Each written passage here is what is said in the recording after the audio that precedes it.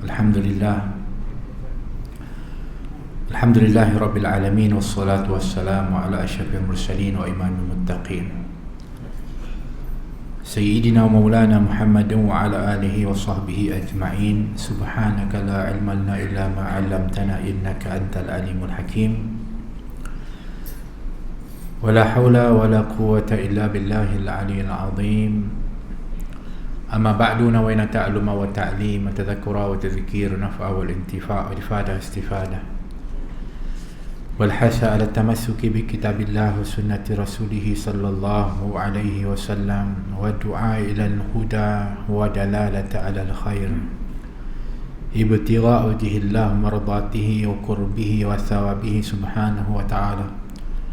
وعلى ما نوى المصنف الإمام عبد الله بن علي الحدان أصوله وفروعهم والعلماء الأمين أولياء الصالحين الله ينفعنا بهم وبأسرارهم وأنوارهم وعلومهم وبركاتهم ونفحاتهم في الدين والدنيا والآخرة. الفاتحة. بسم الله الرحمن الرحيم. الحمد لله رب العالمين الرحمن الرحيم إياك نعبد وإياك نستعين اهدنا الصراط المستقيم صراط الذين أنعمت عليهم غير المغضوب عليهم ولا الضالين.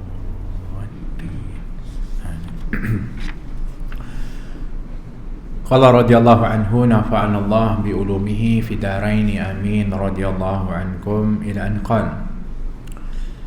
Kita masih dalam fasal perihal kebersihan, untuk memberi faham kepada kita betapa Islam adalah merupakan agama yang sangat menitik beratkan kebersihan kepada penganutnya.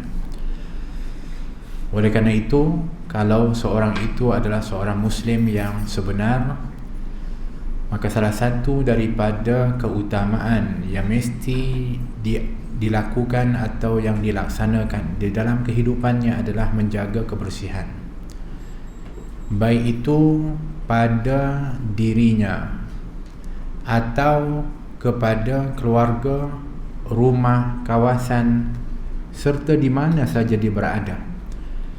Maka yang akan dititik beratkan adalah mengenai kebersihan.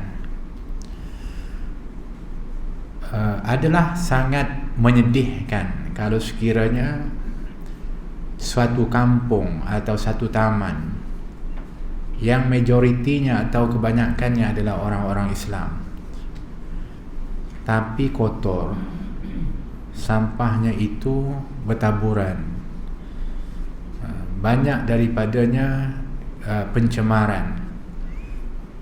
Sudah tentulah akan dilihat image kepada Islam itu dengan kefahaman yang salah oleh orang-orang yang bukan Islam.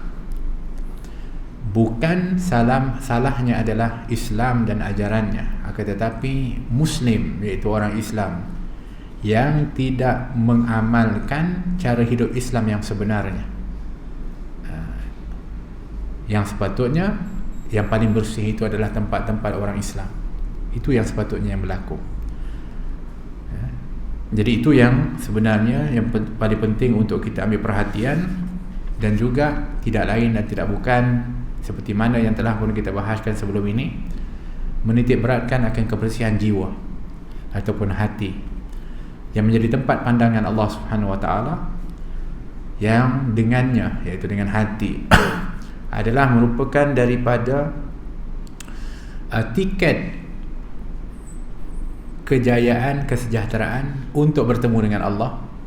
Yauma la yanfa'u malun wala banun illa man atallaha biqalbin salim. Hari yang tak ada manfaat harta dan anak-anak kecuali yang datang kepada Allah dengan hati yang bersih, dengan hati yang sejahtera, dengan hati yang selamat. Itu pun telah pun kita bahaskan. Mudah-mudahan kita sudah pun bersungguh-sungguh berusaha untuk membersihkan hati jiwa kita ini dari sifat-sifat madmumah, dan berusaha untuk kita melahirkan dan juga ada dalam diri kita ini adalah merupakan sifat-sifat mahmudah dengan akhlak-akhlak yang mulia, khususnya ketika mana berhadapan dengan sesama manusia. Jangan ada hasad dengki, jangan ada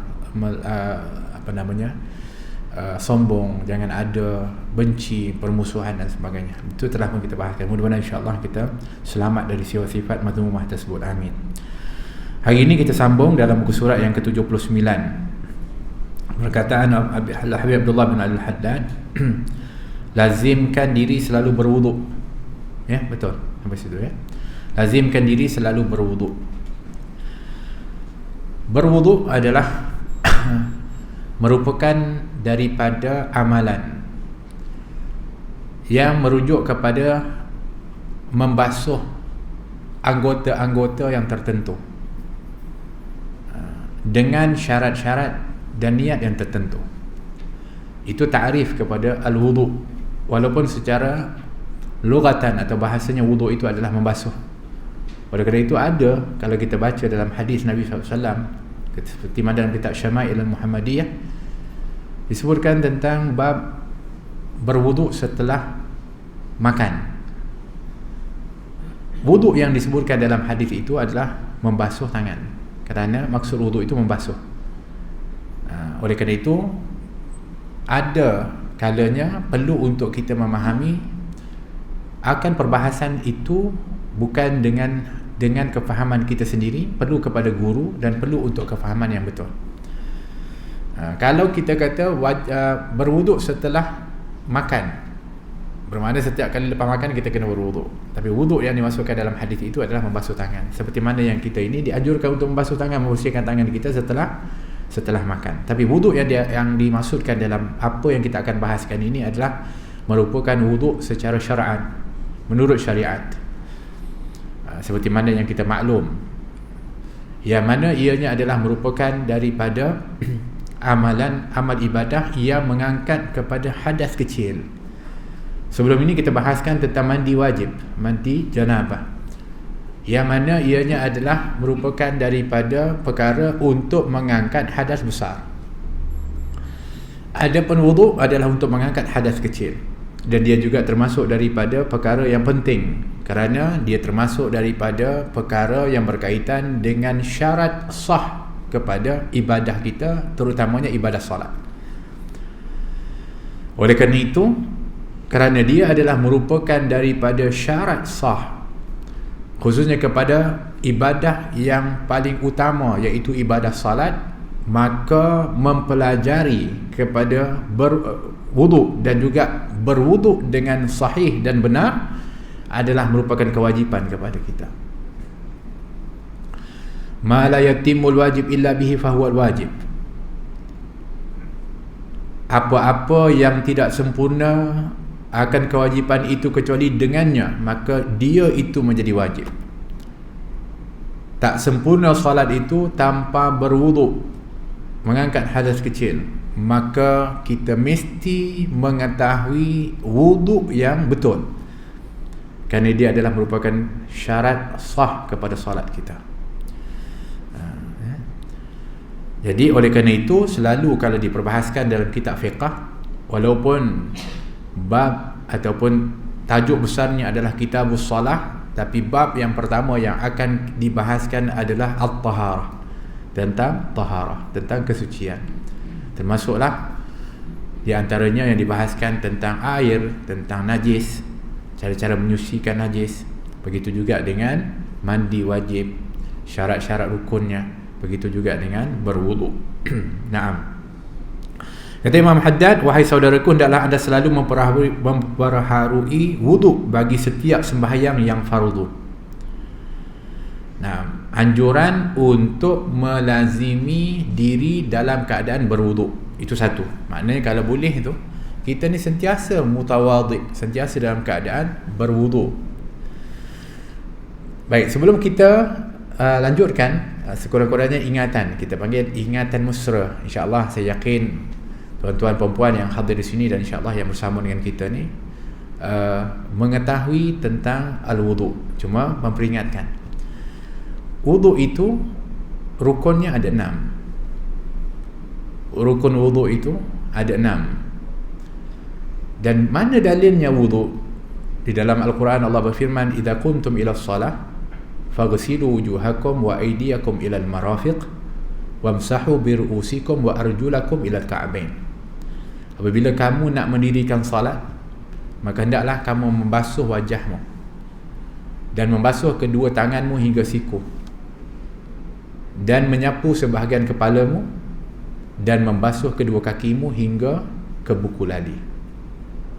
Jelas dalam tu. Tapi dalam tu disebutkan 4. Membasuh wajah, membasuh tangan hingga siku, menyapu sebahagian kepala, dan juga menyapu kedua kaki hingga buku lali. Mana datang 2 lagi? Yang pertama adalah niat, berdasarkan hadis Nabi SAW, innamal a'malu binniyat wa innamal likulli imri'in ma nawa, bahawa sesungguhnya setiap amalan itu adalah mesti dimulakan dan didasarkan dengan niat. Maka niat itu adalah rukun yang pertama. Kemudian ditambah 4 seperti mana kita sebutkan. Yang terakhirnya khusus juga, ianya adalah merupakan daripada rukun di dalam wuduk, adalah at-tertib. Apa tertib? Susunannya. Seperti mana yang Allah telah tertibkan, basuh muka dulu, kemudian kedua tangan, kemudian sapu kepala, kemudian kaki. Allah yang telah sebutkan dengan tertib itu dalam Al-Quran, maka tertib itu menjadi rukun kepada berwuduk. Jadi rukun wuduk itu ada 6. Pastikan ianya sempurna. Adapun selain daripada itu yang biasa kita amalkan, seperti basuh tangan, membaca bismillah, begitu berkumur-kumur, dan juga istinsyaq, masukkan air ke dalam hidung dan juga menghembuskannya, dan juga basuh telinga, kedua telinga. Itu semua adalah merupakan sunat-sunat wuduk. Merupakan sunat-sunat wuduk. Tapi yang pasti adalah yang rukun ini mesti sempurna. Kalau tak sempurna, maka tak sahlah wuduk kita. Seperti basuhan muka kita ini tak betul-betul kena kepada semua wajah, atau ada yang menghalangnya, seperti tampalan-tampalan tertentu, ataupun kita pakai cat dan sebagainya, yang tak menyebabkan air tidak mengenai kulit daripada tempat anggota wuduk yang wajib dibasuh, baik muka, tangan ataupun kaki. Maka perlu untuk dipastikan ianya dibasuh dengan sempurna. Nah, itu adalah rukun wuduk. Jadi kata Imam Haddad, kita ni kalau boleh sebaiknya memperbaharui wuduk bagi setiap sembahyang fardu. Kalau disebut memperbaharui wuduk, bermakna orang itu belum batal wuduk. Jadi setiap kali dia nak solat, dia kan berwuduk. Dah berwuduk sampai waktu solat seterusnya, wuduknya masih lagi belum batal. Yang membatalkan wuduk ini ada 4. Ini pun kita nak ingatkan semula. Yang pertama, keluar sesuatu daripada salah satu daripada 2 jalan, iaitu sama ada qubul ataupun dubur, minta maaf. Apa saja yang keluar melalui jalan keduanya, apa saja, maka batallah wuduk seseorang itu, apa sahaja. Walaupun dalam mazhab Syafi'i disebutkan illal mani, kecuali keluar mani tak batal wuduk, tapi wajib mandi. Dalam mandi itu juga dituntut untuk berwuduk. Tapi apa saja yang keluar, baik tercair, baik itu najis atau tak najis sekalipun, keluar salah satu daripada 2 jalan tu, sama ada depan atau belakang, maka automatik batal wuduk kita. Sama ada angin sekalipun, batal wuduk. Itu yang pertama. Yang kedua adalah bersentuhan kulit dengan kulit di antara lelaki dan perempuan yang ajnabi, yang bukan mahram. Kulit dengan kulit tanpa alas, maka batallah wuduk.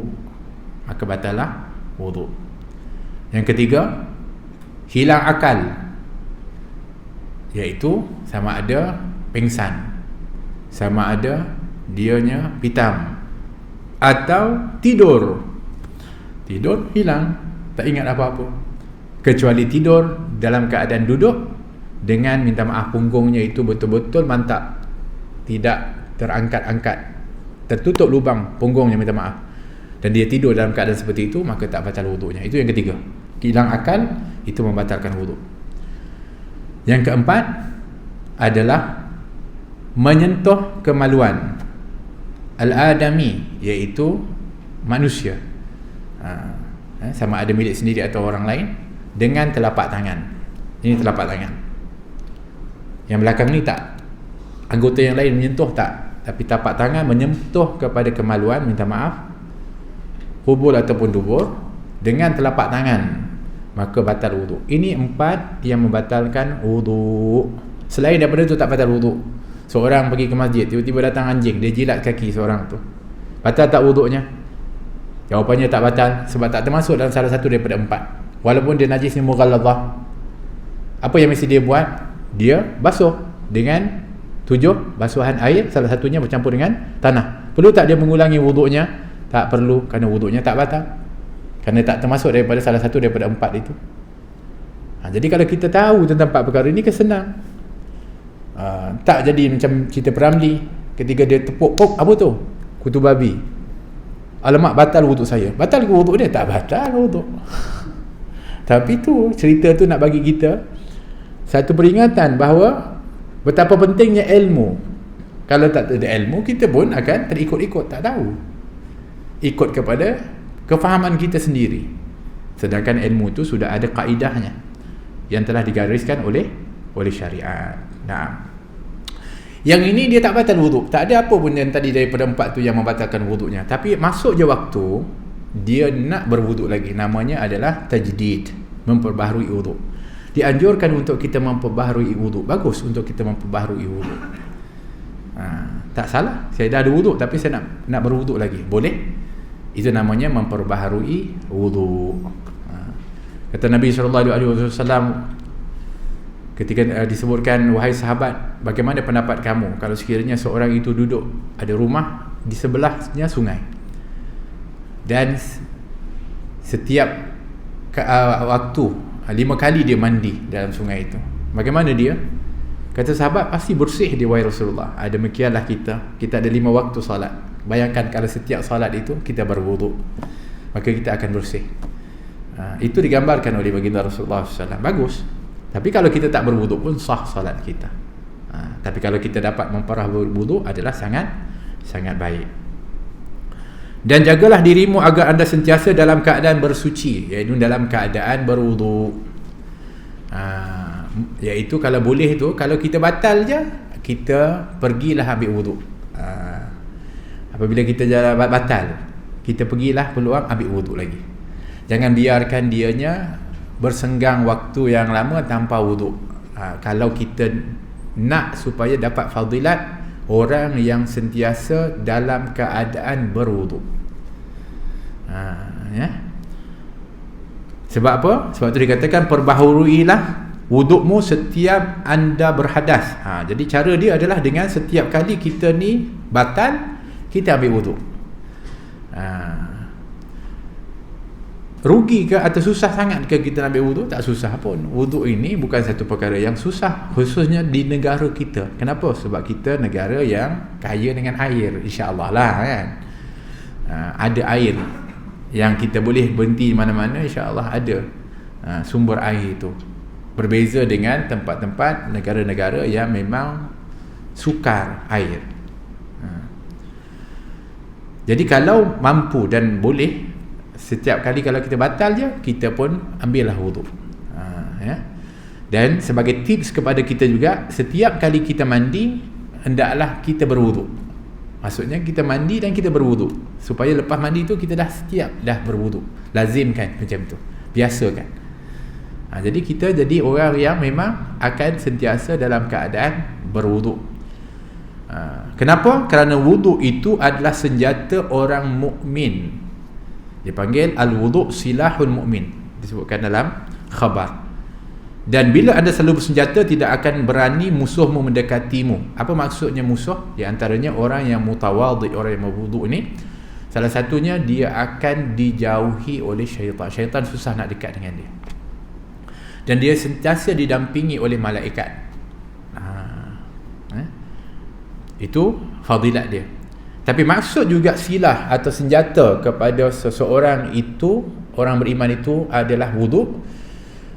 Orang yang sentiasa bersedia dengan senjatanya, bermakna dia bersedia untuk berperang.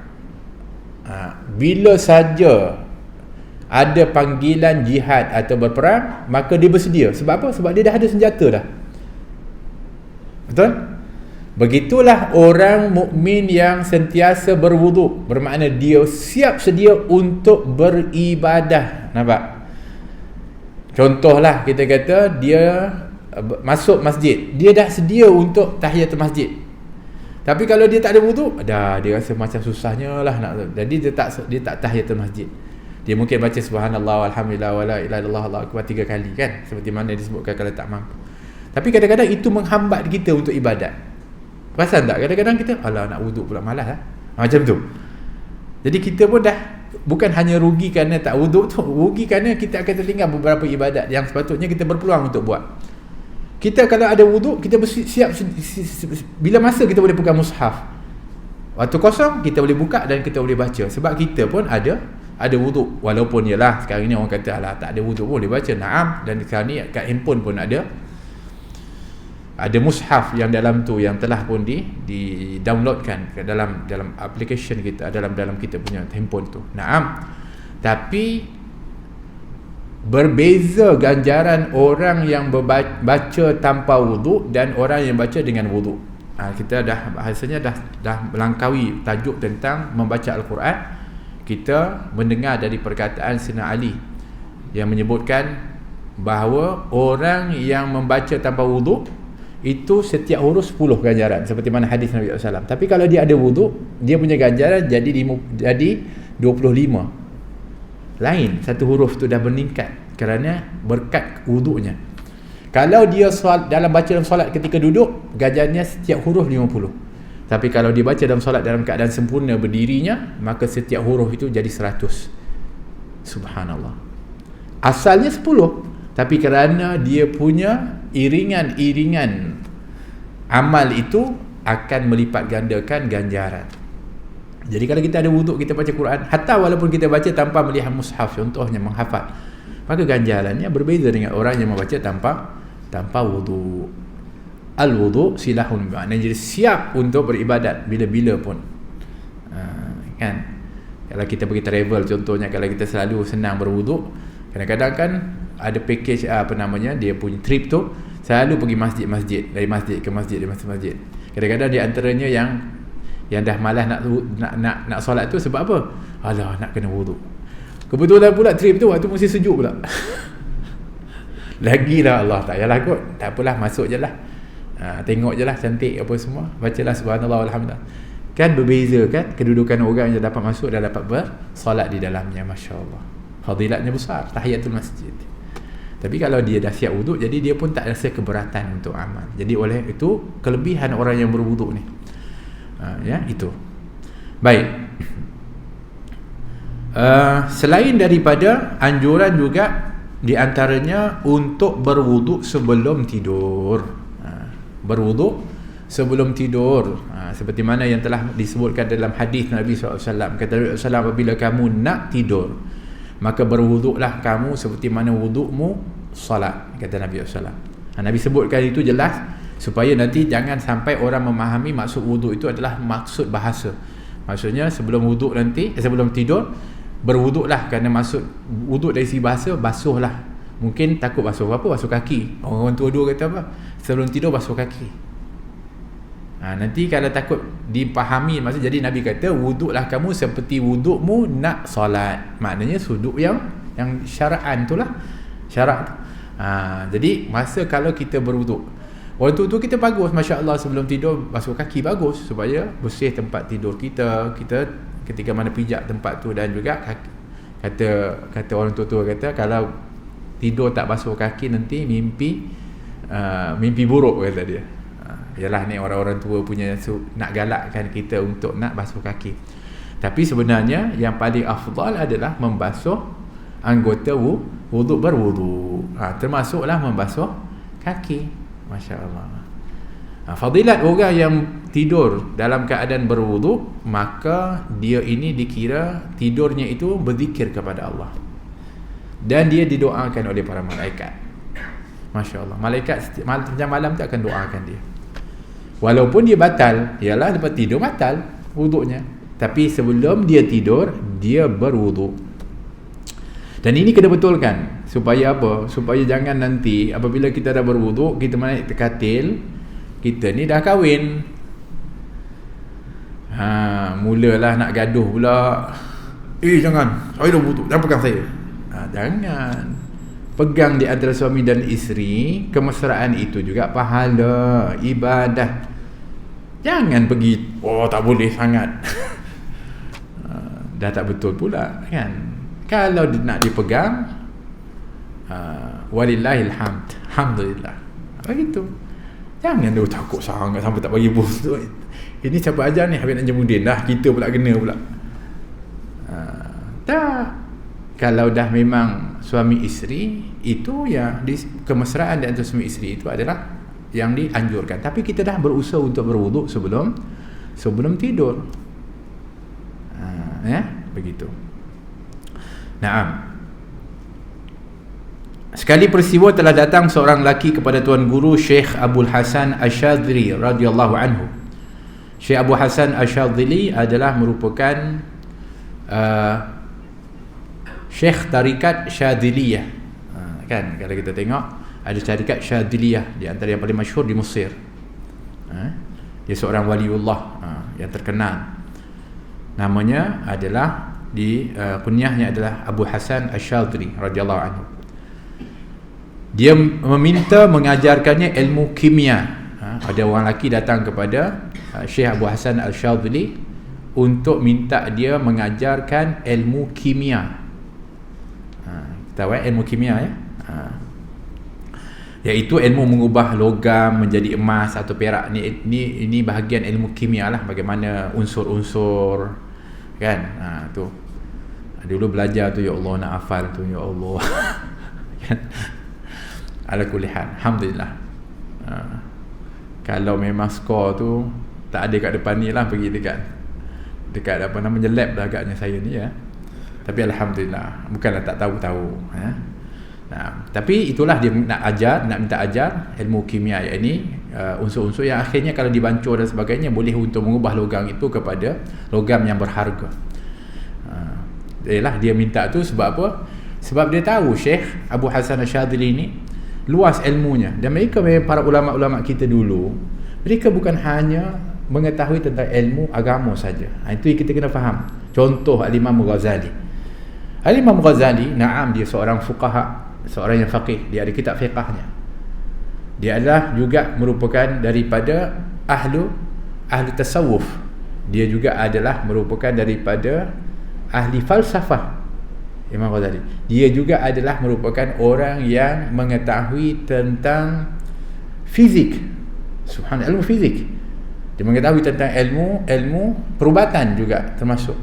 Sebab tu dia ada satu kitab yang menyebutkan tentang perkara yang berkaitan dengan mata. Disebutkan dengan qurrah. Sebab tu dan dinamakan dengan kornea. Itu daripada bahasa Arab, qurrah, bola mata, kornea. Itu diambil daripada kitab-kitab ulama-ulama kita, termasuk Imam Ghazali. Imam Ghazali pernah membahaskan tentang proton, tentang atom. Kita tak tahu kitab-kitab tu. Yang kita tahu tentang apa? Kitab Ihya Ulumuddin, kita tahu tentang Bidayatul Hidayah. Dia ada kitab-kitab dia, luar biasa. Subhanallah, tu luasnya ilmu para ulama kita. Cuma kita je kadang-kadang macam-macam pula kita punya songeh kita ni mempertikaikan kepada para ulama dulu. Mereka ni ilmunya luar biasa. Kerana apa? Kerana mereka ni memang sungguh-sungguh belajar. Ada peluang apa ilmu pun mereka akan belajar. Masya Allah. Imam Nawawi demikian juga. Imam Nawawi kata, aku pernah ketika teringin nak belajar ilmu perubatan, tapi lepas tu saya tinggalkan. Kenapa? Sebab kalau sibuk sangat sampai nanti saya lupa, takut lupa akhirat. Macam tu. Tapi maknanya mereka ada effort sebenarnya untuk mendalami ilmu-ilmu yang berbagai. Jadi begitulah Syekh Abu Hasan Al-Syadzili juga hebat dalam ilmu kimia. Jadi orang lelaki ni datang nak belajar ilmu kimia dengan dia, sebab nak dapat, supaya dapat percampuran daripada bahan itu, mendapatkan daripada unsur yang berharga. Maka tuan guru itu menyuruhnya tinggal bersamanya selama setahun. Okey, kamu nak belajar, tinggal dengan aku setahun. Dan mensyaratkannya supaya segera berwuduk apabila dia berhadas. Okey, tapi syarat dia, sebelum kamu belajar dengan aku, setiap kali kamu mesti kena ada berwuduk sentiasa, dalam keadaan berwuduk je. Kalau kamu nak dapatkan ilmu tu, nak ajar macam-macam campur-campur ni, jadi emas jadi tu. Macam tu. Yang siapa tak nak kan? Orang hari ni kalau bab ilmu kekayaan ni, insya-Allah lah. Ruang ni tak cukup ni pengurusi. Ruang ni kalau hari ni kita belajar tentang bagaimana nak kaya, tak cukup. Bahkan ambil bayaran, bayar. Sebab nak jadi kaya, sebab nak dapatkan hebat kan dunia. Macam tu. Kursus tu memang penuh, insya-Allah. Kan? Tapi kalau kita berkata bagaimana untuk kaya ke akhirat, selamatlah, insya-Allah kan. Tak ramai sangat.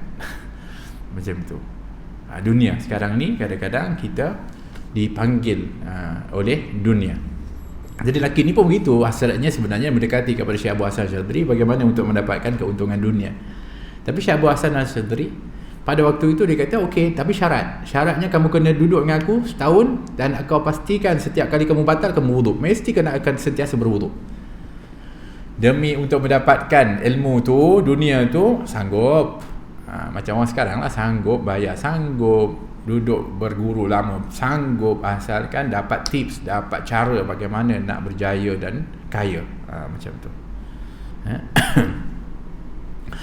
Baik.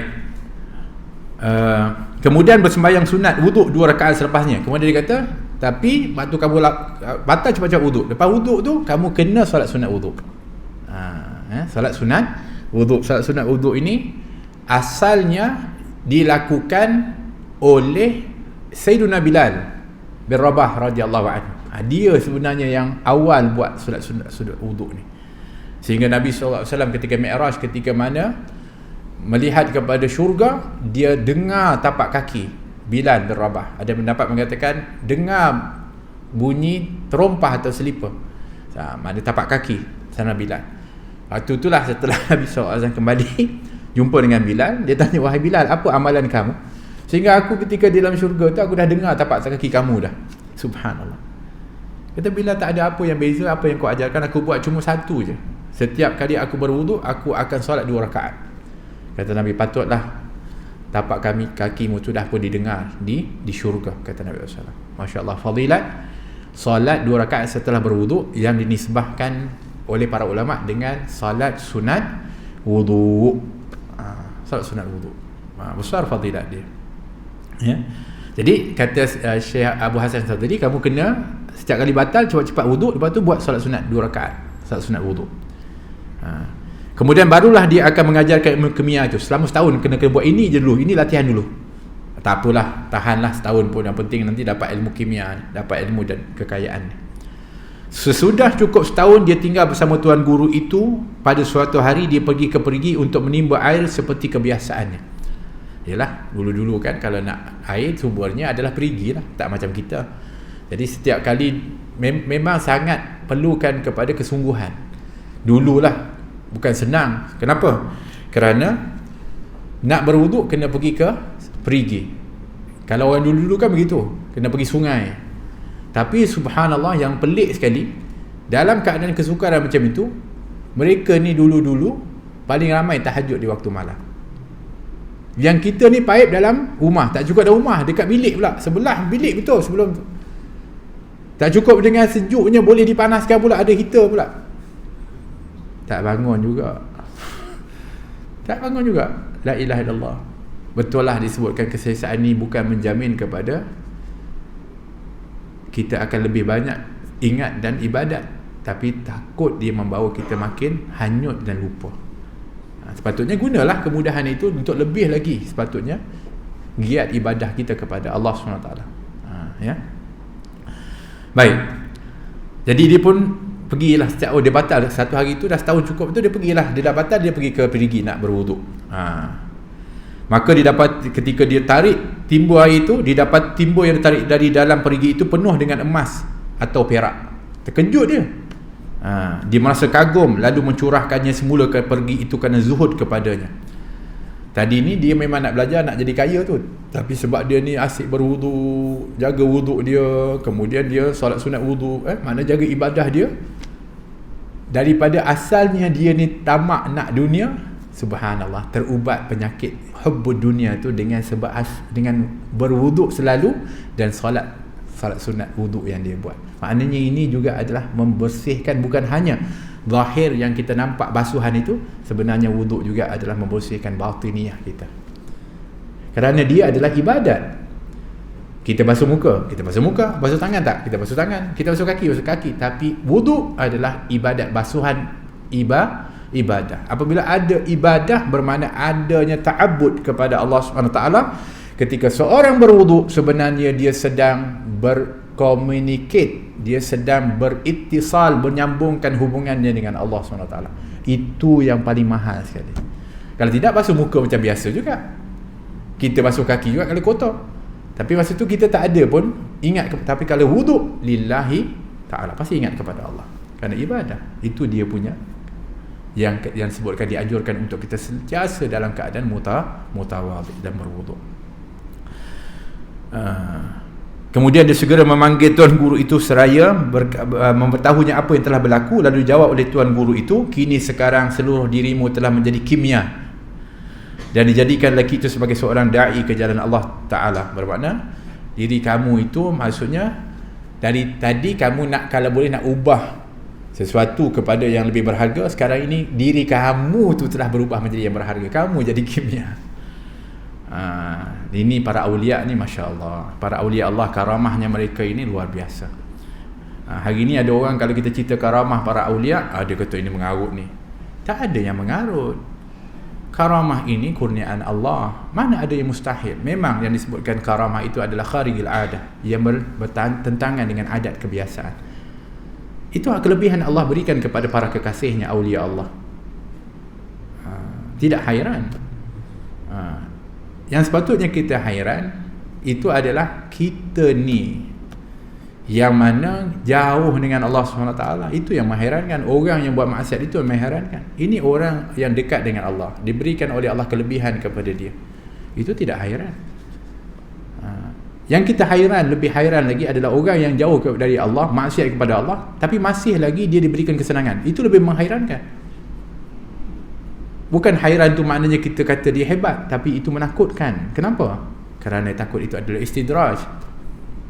Tapi kalau orang soleh, orang baik, dia berikan kurnia oleh Allah SWT, itu tidak mengherankan. Kerana dia memang baik dan layak untuk mendapatkannya.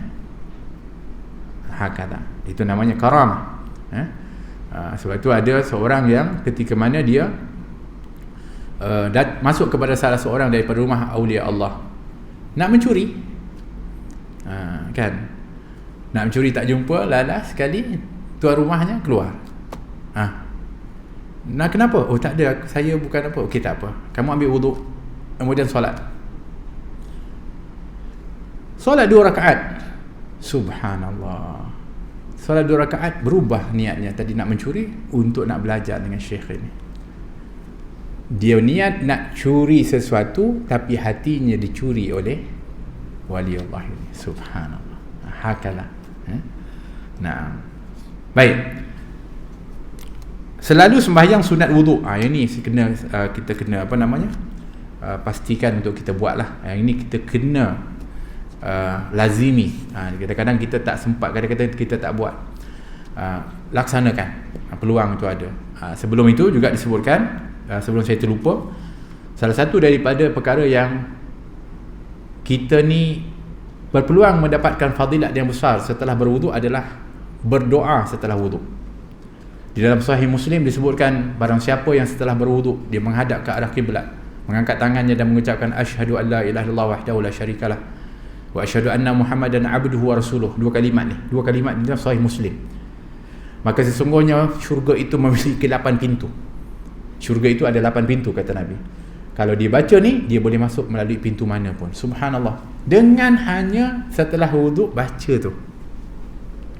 Dalam riwayat Tirmizi ditambah, Allahumma ja'alni minat tawabin wa ja'alni minal mutatahirin. Dan riwayat lain, wa ja'alni min ibadikas salihin. Jadi kalau kita rangkumkan semua, jadilah seperti mana yang kita hafal tu. Doa setelah wuduk. Kenapa tawarannya istimewa betul? Dengan amalan yang cukup simple seperti ini. Kerana sesimpel dia pun kita tak buat. Kita lupa semua.